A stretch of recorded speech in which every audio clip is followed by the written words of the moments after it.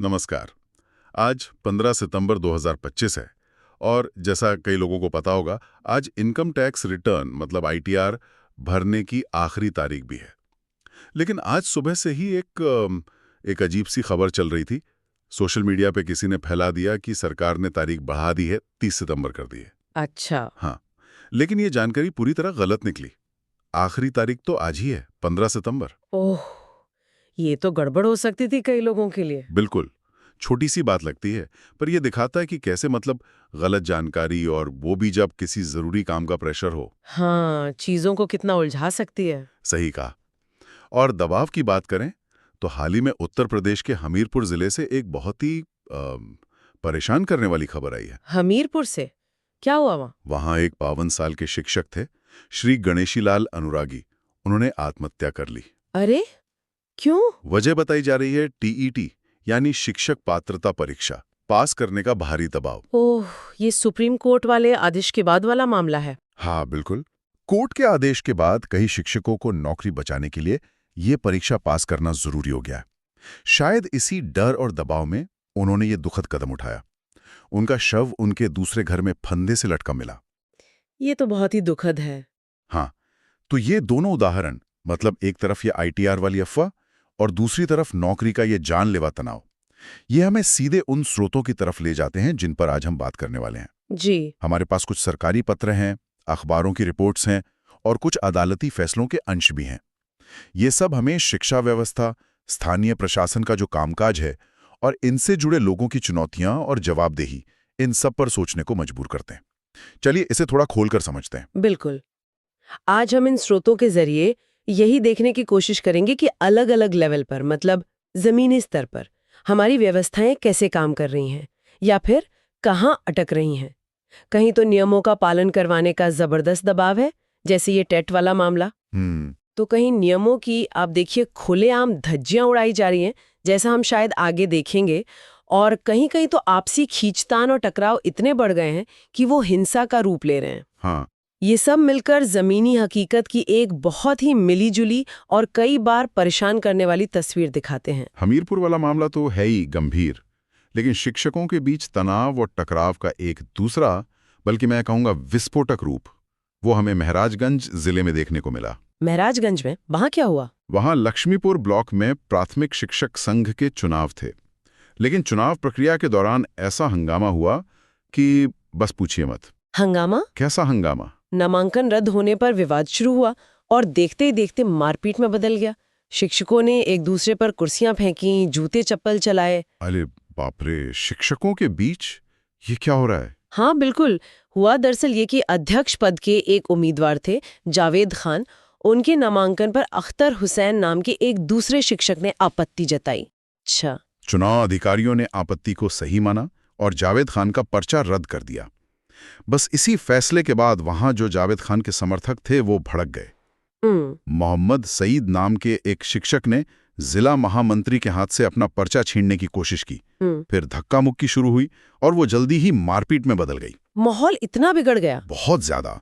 सभागार में कुर्सियां तोड़ दी गई। खबरों के मुताबिक कुछ लोग डंडे लेकर भी दौड़ते दिखे। आखिर में चुनाव ही स्थगित करना पड़ा। और आपने कहा ये सब शिक्षकों के बीच हो रहा था? हाँ, और चिंता की बात यह भी है कि इस पूरे हंगामे के दौरान संघ के राष्ट्रीय अध्यक्ष संजय कुमार मिश्रा और जिला अध्यक्ष बलराम निगम जैसे बड़े नेता भी वहीं थे। लेकिन वो भी संभाल नहीं पाए। नहीं, स्थिति उनके भी नियंत्रण से बाहर हो गई। इस पूरी घटना का वीडियो भी वायरल हो गया है। ये तो शिक्षक समुदाय की छवि के लिए बहुत खराब बात है। बिल्कुल। तो ये दोनों घटनाएं हमीरपुर और महराजगंज की हैं तो अलग अलग। हाँ, लेकिन ये इशारा करती हैं कि शिक्षकों पर दबाव कई तरह का है। सही कहा। और इसमें दिलचस्प बात यह है कि ये दबाव कई स्तरों पर है, मतलब मल्टी लेयर्ड है। हमीरपुर का मामला दिखाता है कि कैसे बड़े पॉलिसी डिसीजंस, जैसे टेट की अनिवार्यता, जिसे सुप्रीम कोर्ट ने भी सही ठहराया, वो जमीनी स्तर पर शिक्षकों की जिंदगी पर, खासकर उन सीनियर शिक्षकों पर जो शायद नई परीक्षाओं के इतने आदी नहीं हैं, कितना गहरा असर डाल सकते हैं। मनोवैज्ञानिक असर। हाँ, ये सोचने वाली बात है। बिल्कुल। सवाल उठता है कि क्या इन नीतिगत बदलावों को लागू करते वक्त उनके मानवीय पहलू, उनके मेंटल लोड का अंदाजा लगाया जाता है? शायद नहीं। और दूसरी तरफ ये महाराजगंज वाली घटना, ये तो सीधे सीधे गुटबाजी, सत्ता का संघर्ष, मतलब ऑर्गेनाइजेशनल पॉलिटिक्स का एक बहुत ही भद्दा रूप है। ये दिखाता है कि शिक्षकों के अपने ही प्लेटफॉर्म पर बातचीत की जगह अब टकराव और हिंसा ली रही है, जो पूरे पेशे की गरिमा को चोट पहुंचाती है। बिल्कुल। ये दोनों ही स्थितियां कहीं ना कहीं ये दिखाती हैं कि व्यवस्था के अंदर जो तनाव है उनको संभालने में शायद हम नाकाम हो रहे हैं। ये तो हुई शिक्षकों पर पड़ने वाले दबाव और उनके आपसी टकराव की बात।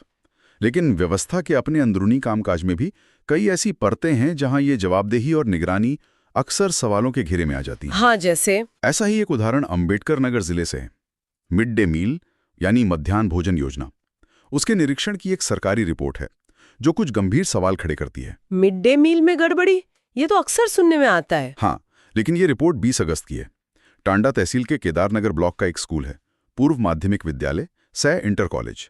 वहां औचक निरीक्षण हुआ और कोई छोटा मोटा नहीं, जिले के डीएम, एडीएम, एसडीएम, बीएसए सब बड़े अधिकारी शामिल थे। अच्छा, फिर तो कुछ ठोस निकला होगा। बिल्कुल। और सुनिए, सबसे चौंकाने वाली बात क्या थी?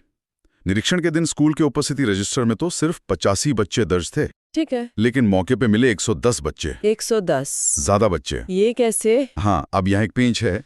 ज्यादा बच्चे दिखाना शायद ज्यादा फंड या राशन पाने का तरीका हो सकता है। हो सकता है। लेकिन गड़बड़ी यहीं खत्म नहीं हुई। खाना इन 110 बच्चों के हिसाब से नहीं बना था, कम बना था। कितना कम? रिपोर्ट कहती है कि 110 बच्चों के लिए नियम से 11 किलो चावल बनना था, बना सिर्फ 6 किलो। आधा लगभग। हाँ, सोयाबीन की बड़ियां भी कम थीं और दूध रिकॉर्ड में 17 लीटर था, मौके पे मिला सिर्फ 6 लीटर। और वो बच्चों को दिया गया था? नहीं, वो भी बच्चों में बांटा नहीं गया था, अलग रखा हुआ था। अरे! तो फिर जब अधिकारियों ने पूछा होगा रसोइये से, हाँ, पूछा तो रसोइये ने साफ कहा कि स्कूल के हेडमास्टर और एक शिक्षा मित्र के कहने पर ही उसने कम खाना बनाया और दूध नहीं बांटा। मतलब ये तो सीधे सीधे बच्चों के पोषण, उनके स्वास्थ्य के साथ खिलवाड़ है। बिल्कुल। रिपोर्ट में भी यही लिखा है, साफ लिखा है कि हेडमास्टर ने गंभीर लापरवाही की है, सरकारी पैसे का दुरुपयोग किया है और बच्चों के स्वास्थ्य को खतरे में डाला है। कार्रवाई की सिफारिश तो की होगी। हाँ, हेडमास्टर के खिलाफ कड़ी कार्रवाई की सिफारिश है। और ये भी पता चला कि एमडीएम के ऑनलाइन पोर्टल पर बच्चों की अटेंडेंस जानबूझकर बढ़ा चढ़ाकर दिखाई जा रही थी। पूरा का पूरा फ्रॉड चल रहा था मतलब। हाँ, ये पूरा मामला दिखाता है कि मिड डे मील जैसी जरूरी योजना में जमीनी स्तर पर निगरानी और ईमानदारी की कितनी कमी है। ये मिड डे मील वाला केस तो सीधी सीधी प्रशासनिक लापरवाही है और निगरानी सिस्टम की नाकामी है। बच्चों के लिए बनी योजना में ऐसी धांधली, ये नैतिक रूप से तो गलत है ही, सरकारी पैसे की बर्बादी भी है। सही बात है। और इसी तरह का एक और मामला जो प्रशासनिक शक्तियों के दुरुपयोग और निष्पक्षता पर गंभीर सवाल उठाता है, वो इलाहाबाद हाईकोर्ट के सामने आया। हाँ, ये इटावा जिले के बीएसए मतलब बेसिक शिक्षा अधिकारी से जुड़ा मामला है। उनके एक फैसले पर हाईकोर्ट ने काफी सख्त टिप्पणी की है। अच्छा, क्या फैसला था? हुआ ये कि जिले के 2 अलग-अलग स्कूलों के शिक्षक थे, एक पुरुष शिक्षक प्रबल प्रताप सिंह और एक महिला शिक्षक ज्योति राव। दोनों के खिलाफ अपने साथी शिक्षकों या स्टाफ से दुर्व्यवहार करने की लगभग एक जैसी शिकायतें मिली। ठीक है, फिर? दोनों से स्पष्टीकरण मांगा गया। लेकिन इसके बाद जो हुआ वो थोड़ा अजीब था। बीएसए ने पुरुष शिक्षक प्रबल प्रताप सिंह का स्पष्टीकरण असंतोषजनक माना और उन्हें फौरन सस्पेंड कर दिया। उनके खिलाफ जांच कमेटी बना दी, चार्जशीट भी दे दी। ठीक है, प्रक्रिया के तहत। हाँ, लेकिन दूसरी तरफ जो महिला शिक्षक थीं, ज्योति राव, जिनके खिलाफ भी वैसी ही शिकायत थी, उनके साथ क्या हुआ? उनका स्पष्टीकरण बीएसए ने संतोषजनक मान लिया और उनके खिलाफ कोई कार्रवाई नहीं की। मामला वही रफा दफा कर दिया। क्या एक ही जैसे मामले में अलग अलग बर्ताव? बिल्कुल। जाहिर है प्रबल प्रताप सिंह इस फैसले के खिलाफ हाई कोर्ट गए। जाना ही था। तो कोर्ट ने क्या कहा?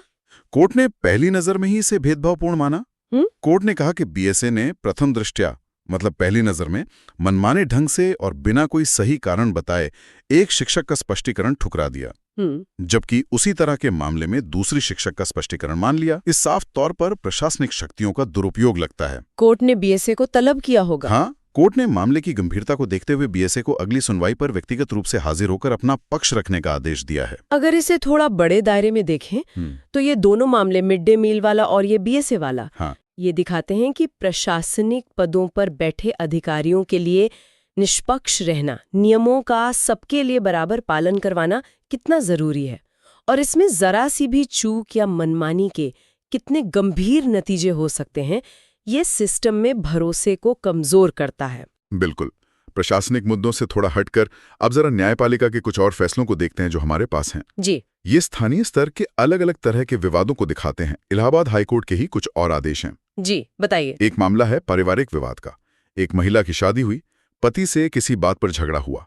झगड़े के अगले ही दिन वो महिला अपने मायके चली गई और वहां उसने आत्महत्या कर ली। ओह, बहुत दुखद। हाँ, इसके बाद महिला के घर वालों ने पति के साथ साथ उसकी 3 बहनों यानी नंदों पर भी दहेज हत्या का केस दर्ज करा दिया। नंदों पर भी? हाँ, तो ये तीनों बहनें हाईकोर्ट गईं अपनी गिरफ्तारियों पर रोक लगवाने के लिए। तो कोर्ट ने क्या किया? इस मामले में हाईकोर्ट ने एक अंतरिम आदेश दिया है। फिलहाल तीनों नंदों की गिरफ्तारी पर रोक लगा दी है। अच्छा। साथ ही कोर्ट ने यूपी सरकार और शिकायतकर्ता यानी मृतका के परिवार को नोटिस जारी किया है। उनसे 4 हफ्ते में इस मामले पर अपना जवाब देने को कहा है। मतलब अभी जांच चलेगी? हाँ, ये दिखाता है कि कोर्ट कैसे गंभीर आरोपों में भी जब तक सारे तथ्य सामने ना आ जाए, अभियुक्तों के अधिकारों और कानूनी प्रक्रिया में संतुलन बनाने की कोशिश करती है। ठीक है। दूसरा मामला एक PIL यानी जनहित याचिका से जुड़ा है, हाथरस जिले का। हाथरस, वहाँ क्या था? वहाँ पुरदिल नगर नाम की एक नगर पंचायत है। वो एक सार्वजनिक बारात घर बनवा रही थी। इस निर्माण को रोकवाने के लिए हाईकोर्ट में PIL दायर की गई। क्यों? क्या वजह बताई? याचिकाकर्ता का कहना था कि जिस जमीन पर यह बन रहा है वो सरकारी रिकॉर्ड में नवीन पड़ती और हरिजन आबादी सुरक्षित के तौर पर दर्ज है। मतलब उस पे निर्माण नहीं हो सकता? यही उनका तर्क था, लेकिन हाईकोर्ट ने ये PIL खारिज कर दी। खारिज कर दी? क्यों? कोर्ट ने अपने आदेश में कहा कि पहली नजर में ऐसा लगता है कि ये याचिका अच्छी नीयत से या असली जनहित में दायर नहीं की गई है। अच्छा, मतलब कोर्ट को याचिकाकर्ता की मंशा पर शक था? लगता तो यही है, या शायद जमीन के रिकॉर्ड वाले दावे में कोई कमी होगी। बहरहाल कोर्ट ने याचिका खारिज करके नगर पंचायत को निर्माण जारी रखने की इजाजत दे दी। ये मामला दिखाता है कि कोर्ट PIL को कैसे देखती है। एक तरफ ये जरूरी जरिया है, हाँ, जनहित के मुद्दे उठाने का, लेकिन दूसरी तरफ कोर्ट ये भी देखती है कि कहीं इसका गलत इस्तेमाल तो नहीं हो रहा, निजी स्वार्थ या विकास रोकने के लिए। बिल्कुल। और एक तीसरा मामला सीधे तौर पर प्रशासन द्वारा कोर्ट के आदेश के पालन से जुड़ा है।